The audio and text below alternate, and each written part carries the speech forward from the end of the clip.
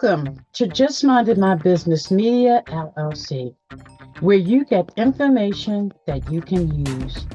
I'm your host, Ida Crawford. But before we dive in, subscribe to Just Minded My Business on YouTube and wherever you get your podcasts.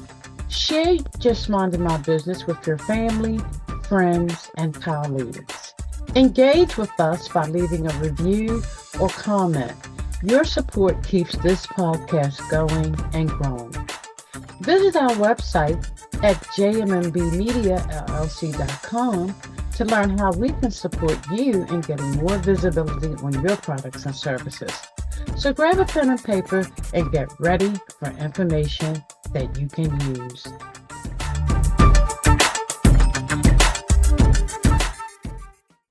Welcome to Just Minding My Business. We are glad you stopped by. I'm your host, Ida Crawford. Need more visibility on your products or services? Visit us at jmmbmediallc.com to learn more.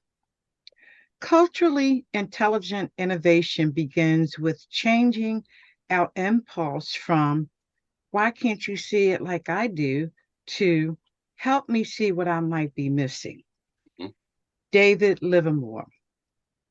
I am so happy to bring to you today Stephan M. who is the author of Cultural Intelligence in the 21st Century, Driving Inclusion, Revenue, and ESG. As the founder and CEO of World Trade Resource, he has led privately held and multi-billion-dollar publicly traded companies in the U.S., Asia, Latin America, and Europe. During his tenure at those companies, he was responsible for a total of 55 countries and lived on 5 continents. Welcome, Stephan, to Just Minding My Business. We're so happy that you joined us today and can't wait to dig in. Thank you, Ida. Thank you for the warm welcome. I'm excited to be here. Absolutely. So, for our audience, define cultural intelligence. So cultural intelligence is, we think about EQ, emotional intelligence, and IQ, right? And then CQ, cultural quotient, is all about the ability of a person to communicate across cultures, countries, and ethnicities. I think people assume that we all sort of think the same, view the world the same, have the same lens, but we don't. They're all very different depending on where we grew up, how we grew up. And honestly, not even just country to country, but if you grew up in the Bronx or in Harlem, that's different, where I live, as opposed to Laguna Niguel in California. So we all grow up with very different lens that we see the world through. And people, I don't think, really understand that. You get to a certain level in business and people get it. They get the importance of cultural intelligence and how it affects the way they build their brand, their strategy, the way they negotiate, whether it's a merger, acquisition, or a supply chain agreement, or the way they communicate with their audience, as we're doing today. It's different depending on where you come from and the culture from which you come. Absolutely. And being in the IT field, I've worked with people in all different countries, nationalities, and I'm definitely feeling what you're saying, because people, depending on where they live, they have different beliefs. They approach things differently. Entirely. Question I have for you, Ida, is given that you work in the IT space, have you interacted with India very much at all? Yes, I have, all the time. So, India is one of those places where consistently, I think that U.S. corporations, not just U.S., but European companies too, find challenges. It's probably one of the most challenging places to do business because, first of all, yes doesn't mean yes. It just means I heard you. And so I can't tell you how many times U.S. executives have said to me, I find it very frustrating working with Indians. And when I ask them why, they say, well, because they seem to change their mind very quickly. And what I have to help people understand is if I say yes and I'm Indian, that doesn't mean anything other than I heard you. It doesn't mean I agree with you. It doesn't mean that I'm going to accept your conditions of a contract or anything else. So people are taught differently, right? Our educational systems teach different things, different values, different traits, different characteristics. So it sounds like you've experienced that. If you're working in tech and you've been interacting with people in India, then you probably get that. Yes, I do. Yes, I do. And sometimes, like you said, it can be frustrating uh, because the understanding is totally different than United States and the United States as a whole. Mm-hmm. So it can be very difficult. And a lot of times I find that I'm when I'm talking to somebody in the Indian space, I feel like they were really not listening to me. Because the answer that I get when I get answer a question is not connected to what I asked, Mm-hmm. so to speak. I understand. I hear you. And a lot of that is in terms of the way we communicate, because we as US Americans, we're taught to be very direct communicators, very explicit, very to the point, especially if you're in New York where I am. It's very much give me the directness, tell me what I need to know, and only the minimum, and that's it. In places like India and all of Latin America and much of Asia and much of Europe, people are taught the opposite. They're taught to be indirect. And a lot of times, US Americans and Germans will say, well, that's such a waste of time. The difference is those cultures and those countries are very focused on the relationship. So if I have something to deliver in a message to Ida, my number one concern is going to be our relationship. So I'm very careful about the way it's going to land on Ida. And so for that reason, I'm going to be more implicit. I'm going to give her cues and clues that she can read between the lines, especially if it's anything critical. We've worked with some of the largest manufacturing companies in the world and have saved them hundreds of millions of dollars on negotiating supply chain agreements because Indians negotiate differently than US Americans. The Chinese will tell you they love to negotiate with US Americans because they don't have to work. And when you ask them what they mean by that, they exercise the power of silence. We as US Americans hate silence. Silence means you're wasting my time, you're disrespecting my time, or you don't agree with what I'm saying. There's something off. And the Chinese use that as a time of reflection and thought, and it's not uncomfortable for them. And so, literally, when I've negotiated acquisitions between the US and China, I've had the Chinese just sit there and let the US Americans negotiate with themselves. And so it's when people think of it as a soft skill, it's not a soft skill. It's a hard skill. It affects everything we do in our business, from the way we build our brand, our sales, our marketing, the way we run our operations, our supply chain. And even if you're a small company and you're looking at expanding into another country, or maybe you're in the US and you're not looking at, or Canada, and you're not looking at expanding into another country, but you need to know how to better communicate with your consumers. And I say a lot of times to people, look at the demographic of your consumers ethnically, right? Not just where they're from, but ethnically. Are they African American? Are they Puerto Rican? Are they Chinese American? Are they Italian American? Zero in on that piece, because that's the part that's going to help you communicate more effectively and drive business results and performance by understanding your market. But a lot of people don't know that. A lot of people are new to that space. Yes. So when you say understand the culture, so to speak, how do you do that?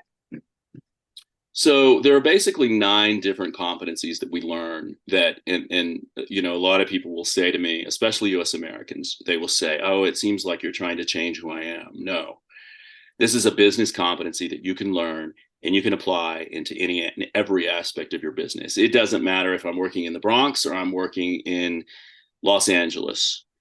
I can come into a room and knowing who the people are in the room, I can flex my cultural competency and intelligence based on the room. And so some of us are very high relationships, some are very low. And people say, well, it doesn't matter, does it, at the end of the day? I mean, does it? It does.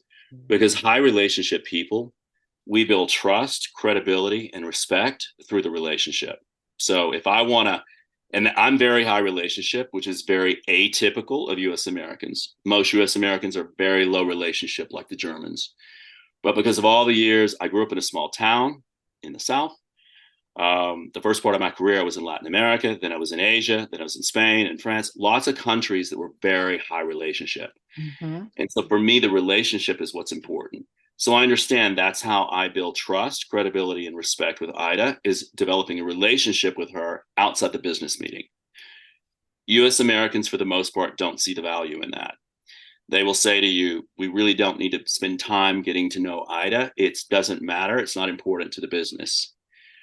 But 190 of the 200 countries on the planet would disagree with you. And that's what most US Americans don't get. We're an anomaly. We're not the norm. And so there are about 10 countries, Scandinavia, Australia, Germany, the US, where we're not concerned about the relationship. But the rest of the world, they are concerned. So the global best practice is for a business leader or entrepreneur to be high relationship. Yes, and I have to agree with you because to me, you need to get to know people, Mm-hmm. and relationships matter to me as well. I'm always have been since a kid. Relationships matter because that's, like you said, the trust, things like that. And, as you build a relationship, you get to know people, you get to know what affects them, you get to know how to speak to them, you know, if it's a critical situation that you need to say something not so pleasing, you know Critical. how to do that Mm-hmm. because you've taken the time to actually build a relationship with the person. That's true. I'll give you a quick example. We have probably the third or fourth largest company in the world as a client, and I was working with the head of talent acquisition, and he was recruiting. And you'll appreciate this because of your background in tech and your clients. He was recruiting a new CIO, and normally he would have one of his 200 people do that for him. And he's based in New York. The corporate headquarters is on the West Coast. You can figure out who it is.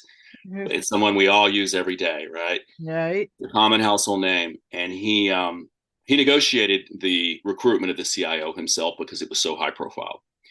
And he was a naysayer of the work of cultural intelligence until he had this experience. And that's when I sat down with him.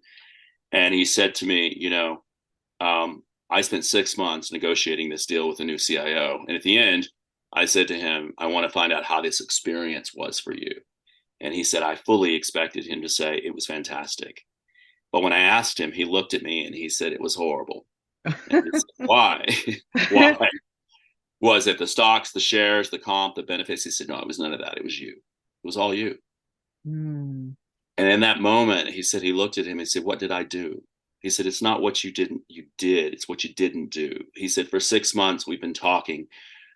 Never once did you show any interest in me as a human being. You never tried to build a relationship. You never cared about my wife, my kids, about anything in my world.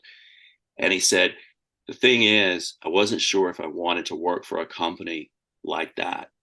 And Ida, here's the worst part, because he already signed the agreement. He said, I'm still not sure. Oh, wow. Right. And so when people say it doesn't affect the bottom line, it's huge, huge impact. I think so. I've Um, always thought so. I can't imagine, I do business with people I like. yeah, right.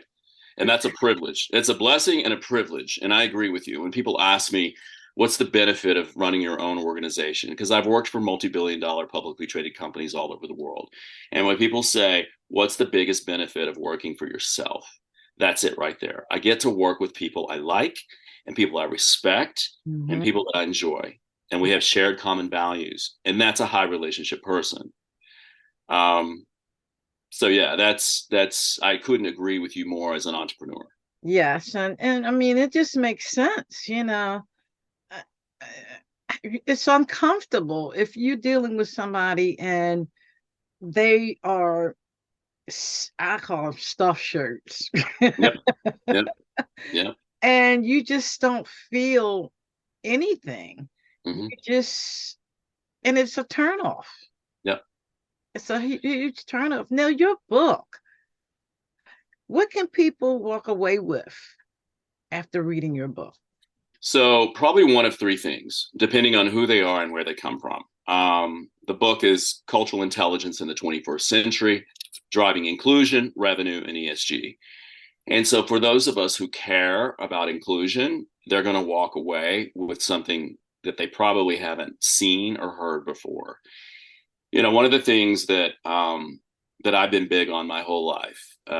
Growing up, my brother passed when I was 5, my father when I was 12. I had a mentally challenged sister. I had a very strong mother influence. I grew up in a multiracial, very diverse family and community. And for me, inclusion was something really important, right? Because I got to experience firsthand every day how my sister wasn't included because she was mentally challenged and how she was ostracized. And so as my earliest memories, I can remember what that felt like. So for me, I've always been aware and hyper vigilant of what does inclusion mean, right? And to me, it means the person and the people feeling seen, heard, and respected. It comes down to those three things. If a person feels seen, heard, and respected. And one of the issues that I've seen with US companies is they don't seem to understand what that really means, right? They think putting laws and regulations in place will help. And yes, it does help. But when you're talking about a global organization and you don't know what that looks like in a different ethnicity, whether you're Puerto Rican, whether you're Nigerian, whether you're Brazilian, if you don't know what that looks like, respect and integrity and trust, as you said, we're high relationships. So you and I build trust and credibility and respect through relationships. If you miss that piece, you're not creating an inclusive workforce. You're not. And so one of the things that we see a lot in organizations is how do you create cultures of belonging and inclusion globally with all ethnicities and all people of color, all religions, right? It's something that we've not done so well at in this country. Mm-hmm. If I'm being frank, part of the reason I wrote this book was because I think there's a way for me to have a conversation with the C-suite that can get them to open their eyes and see what we're talking about here. We're talking about building business inclusive cultures. Full stop. That's it. Mm-hmm. And so for those people, creating cultures of belonging and inclusion, that's a huge takeaway. And that's, having a family who's multiracial and multicultural, that's for me personally, my hope. That's the takeaway. Get 50% of the population that's not open to that conversation to start having that conversation and to look at it in a way that perhaps they can understand. The second part is driving revenue. So revenue is all about how do we sell differently, just like you and I talked about. How do we market and brand differently with different ethnicities and different cultures? Look, I was shocked to learn 3-4 years ago that Calvin Klein, some of their biggest consumer buyers in the African American community and the Latino community, but they had no targeted branding or marketing that even was in Spanish or any other language. They didn't recognize their consumer market, right? Mm-hmm. So whether it's brand sales, marketing, whatever, driving revenue. And we know exponentially that if people understand cultural intelligence, they can just increase their revenue exponentially. It's huge. The third part is ESG. And it's become very politicized. People are talking a lot about it right now. And you've got left wing, right wing, everybody vying for their opinion and saying, ESG is not important. Here's what I would say. E is for environment, S is for society, and G is for governance. So when people hear the term ESG, the E and the G, right, those are the two that are pretty easy to measure. We can measure our environmental practices, we can measure our governance, but it's that middle piece, it's the S. Mm-hmm. What are we really doing to drive changes as an organization in society for more social equity? And how does that look? Organizations have missed one of the pieces that's really important. You can tie the S back in ESG to what you're doing globally. So whether you're working in the Bronx or you're in Harlem or you're in Berlin, it doesn't matter. There are measurable diagnostics, and I saw on your website before I came on to interview with you, doing my own research, you're big into the tech space. So one of the things that we believe is taking a digital solution that you can socialize across an organization that will measure people's knowledge of social equity, differences in race and ethnicity and gender and so on, and tie that back to their ESG rating. And I'll end by saying, people will always ask me, who cares? People care because the ESG rating that companies get today, there's a direct correlation to share price, valuation of the company, and their employee retention.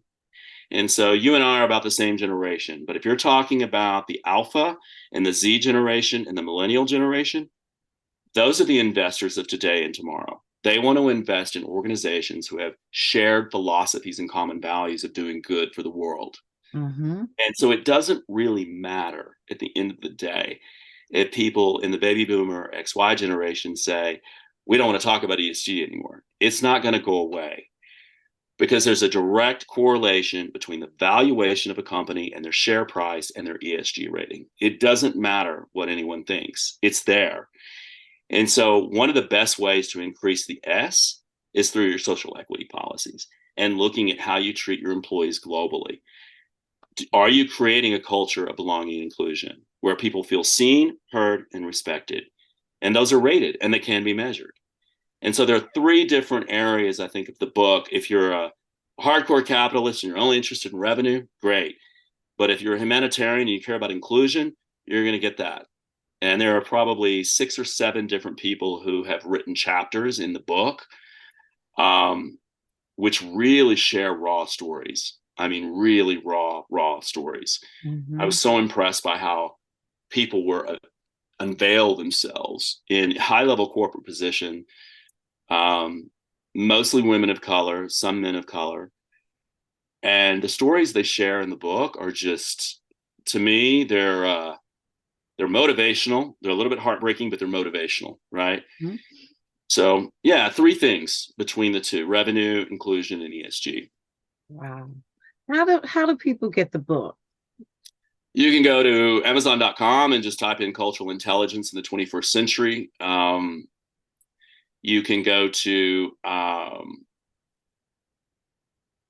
Target, and you can also go to Barnes and Noble as well. I was trying to think if there was another one. I think those are the main 3. The main one is Amazon. It's probably the easiest to get, and you can get an ebook, you can get an audiobook, you can get a hardback.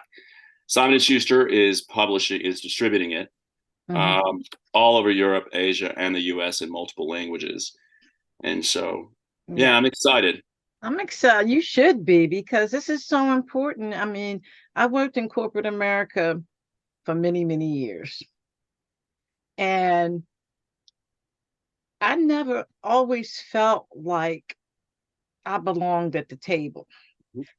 I felt at times that my experience, my expertise didn't matter. Mm-hmm. And it's a horrible feeling. Yeah. It really is a horrible feeling. And what I believe companies need to understand, especially in terms of retaining good health, people talk. Yes. Your employees are your biggest marketers. Because You're if right. they enjoy where they work, they're going to tell somebody. I love You're right. it. You're right.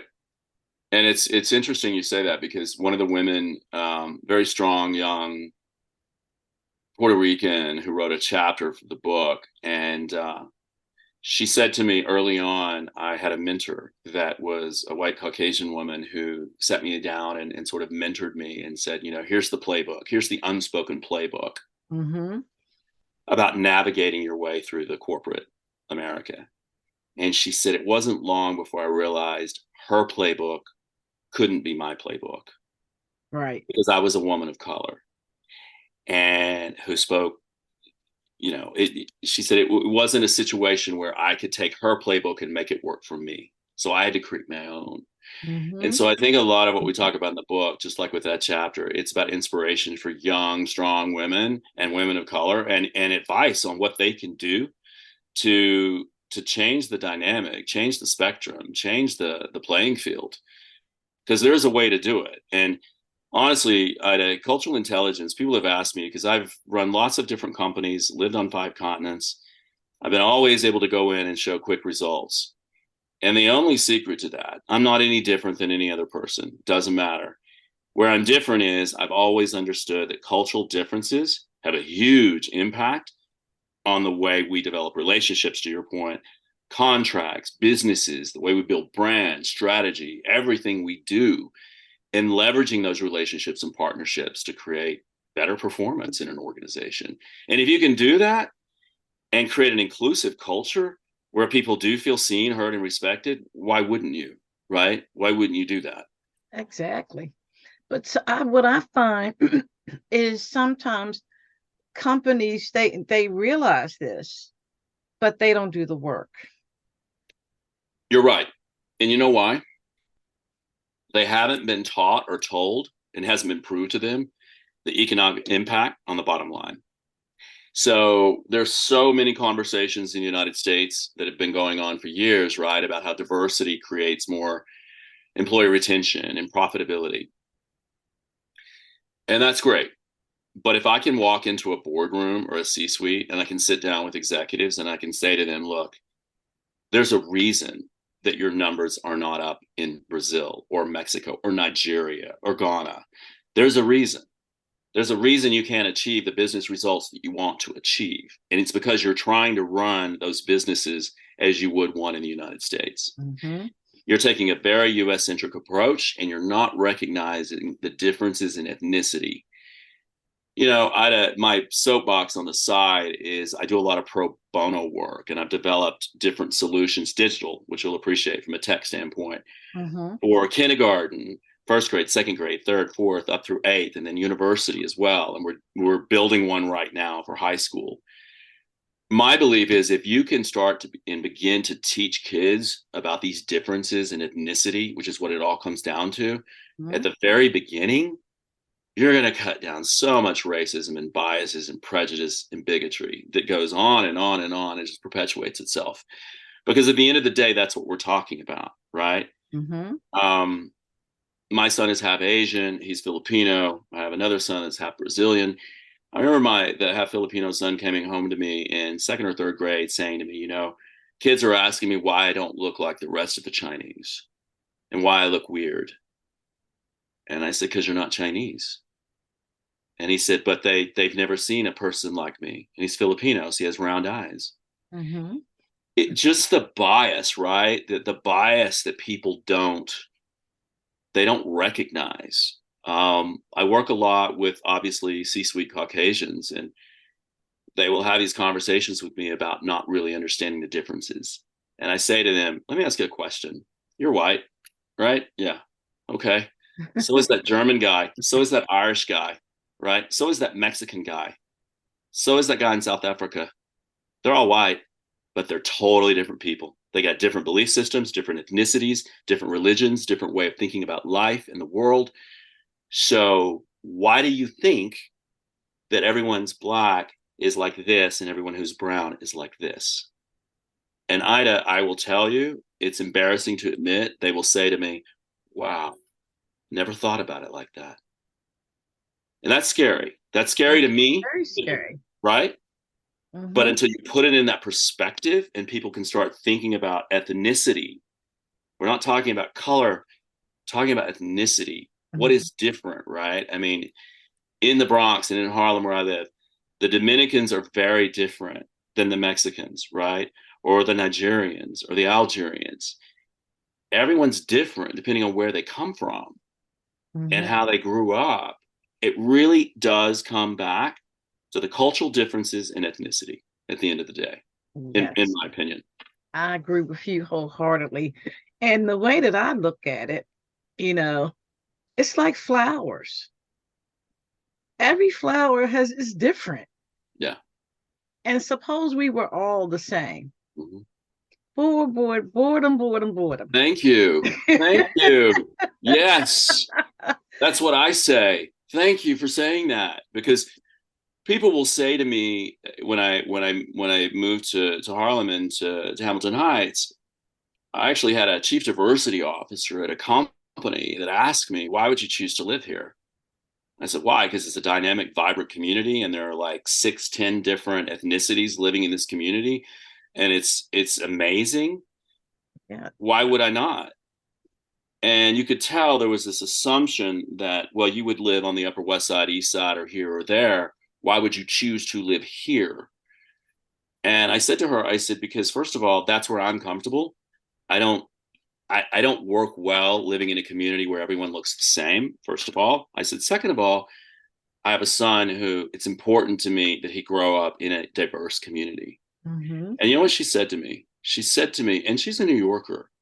She said to me, so you're creating a false idea of what reality is like. Wow. And I said, wow, how did you get there?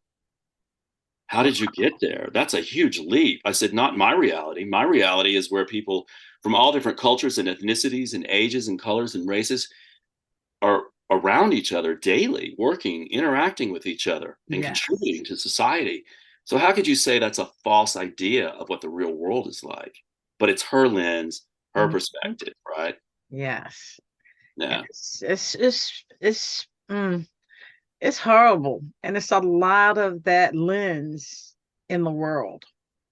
So the Yeah. work that you do is so critical right now. And David, I mean, not David, Stephen, I'm reading David Livermore on my screen.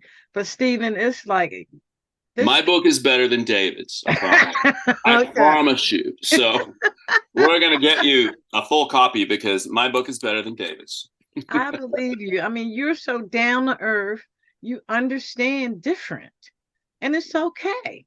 Yeah, And why do people think that it's not okay? Because when we're born, we don't know what we are. that's right. Nobody does. Yeah. I We, think US culture, and this is not going to be a popular thing to say, but I believe it's true, and I've seen the research. We we promote the idea of sameness, right? So what's the latest haircut? What's the latest style? What's this? What's that? We want to assimilate. We want to blend. And if you stand out, well, that's not good. You're not a good citizen. And that's where it comes down to, because ethnicity isn't about everybody being homogenized and blending where there's no texture and complexity and interest and curiosity and empathy and global mindedness and appreciation for different music. That's not what that is, right? A friend of mine who works out in Seattle, she is Latina, and she said, she works for a very high profile individual, and she said, I think I want to move to New York. And I asked her why. And she said, well, I feel like, whatever. And I said, I don't buy that. I said, let me ask you this. I said, is it because Seattle is so white, so homogenous, so vanilla, the food, the music, the people? And she died out laughing. And she said, that's exactly what it is. She said, I need to be around a community where there's diversity of thought and people and race and ethnicity and religion and food and all those things, right? And but she wasn't willing, even though we're friends, she wasn't willing to say that to me. And so I said it to her, and she laughed and she said, you're right. I mean, we're all different, right? We want different things, and that's okay. um but at the end of the day, it's whether it's an organization that really cares behind closed doors or not, they have to care. Creating cultures of belonging and inclusion, it's not going to go away. And so you're right. You said employee retention, employee recruitment. But mm-hmm. the other piece is on the revenue side. It's a direct hit on ESG. And so an organization today that says they don't care about ESG, they're lying, because that's share price and valuation, period. And if they don't care about diversity or inclusion or doing business in other cultures and respecting that, fine. But they have to care about their ESG rating. And that's where I'm trying to have an impact, because I don't think we've been able to impact corporate America the way we want historically to this time. And I think that's another way of impacting it, is really looking at what does it look like globally and ethnically. So we'll see. I hugely appreciate you having me on. I mean, this has Oh, been one of the excellent. best interviews I've had, to be honest with you. Thank you so much. I'm just flowing right now with all of the conversation. And you mentioned earlier about people in the revenue not being great in places like Nigeria or whatever because of the difference. I had an experience because at one time I used to have to shop at Lane Bryant. Mhm. So I would get the catalog and it would be all these skinny girls in there. And I'm like, come on now, I'm a curvy girl. Yeah. how, how are these clothes going to look on me? And I actually wrote them. And I told them that I felt like if you're going to be marketing to the 14 and over Mhm. size, then you need to have women in that category. And they Exactly. obviously took that to heart and they actually made that change. You should have sent them a bill, an invoice, right? Because that's the thing, right? It's that kind of feedback that I think when we look at organizations and they think about their strategy and their brand and their marketing and their sales, and they don't understand how they're not as successful in other cultures and countries as their own, whether they be US or German or UK or whatever. Um, it's exactly that. I could give you countless examples of how I've seen businesses, Fortune 100 and 500 companies that have failed in other cultures and countries because they didn't understand the culture. They Mm. didn't understand the buying behavior. And when people say, well, I don't do business internationally, I say, yeah, you do. If you go to an office or if you have your own business, you're interacting with everyone from Puerto Ricans to Chinese to Nigerians to Dominicans. It doesn't matter where you are in the United States. Mm-hmm. Even if you're not doing business in other cultures and countries, you are in this country. And so you should care. I mean, my son just went through the college admissions process, and I was really pleased to see probably the first generation where universities are now saying, we want to understand your CQ. Why do they Mm-hmm. care? Well, they care because you're talking about a global economy where people are expected to show up at work and know how to coexist well Yes. and be cohesive with people from all races, ethnicities, colors, cultures. They're expected to do that. And there's been this thing for the last 5 years where corporates have been saying, universities, you need to prepare your students better because we're getting students from some of the best schools in the country that don't have a clue. And they don't know how to work on global teams that are diverse and multi ethnic. Mm. And then you get universities saying, but we don't have the money. So a lot of the work I'm doing is also pro bono within the academic community, Mm. where I'm helping them understand, you know, there's a way to go about this, right? And it's not just a single conversation. There are competencies. There are 9. It's nothing huge that you can learn, and you can apply those Mm-hmm. to any business context. You can apply them to yours, especially given the tech products and the industry that you work in. Um, so yeah, it's not insurmountable. It's non-competencies. You can apply them anywhere once you learn them. It's no different than selling, negotiating, presenting. Absolutely. Wow, Stephen, this has been eye-opening. We're definitely going to have to do this again I because hope so. it is very important that people hear this a lot I because I think as a people in the United States are slipping when it comes to that. Yeah, huge, I huge. see it all the time. I feel it in Yeah. certain environments. So I know you're not wrong. What I think would be great is if you have some of the high level profile women of color and really interesting people who have written chapters for the book to come on your show and talk Yes. about it. Because one particular person, Puerto Rican in the Bronx, who really comes to mind, uh, she wrote a chapter that's really moving. I mean, it's really, really moving. And she was the one that said, I realized my playbook couldn't look like her playbook. I had to come up with my own playbook and as a woman of color. And so that might be interesting for you to look at, going forward. But I Yeah. really appreciate the time. And you're so easy to talk to. Um, Thank you. so I really enjoyed it. Thank you so much. Is there any? Absolutely. Absolutely. We're definitely going to do this again. And I'm looking forward to talking with the people in the book because Let's do it. this is important. So we will definitely stay connected to make that happen. Okay. All right. Thank you so much. Thank you, Stephen. Have a good day. You Bye. too. Thank you to our guests and you, our valued audience, for stopping by. We truly appreciate you. Many blessings to you and yours.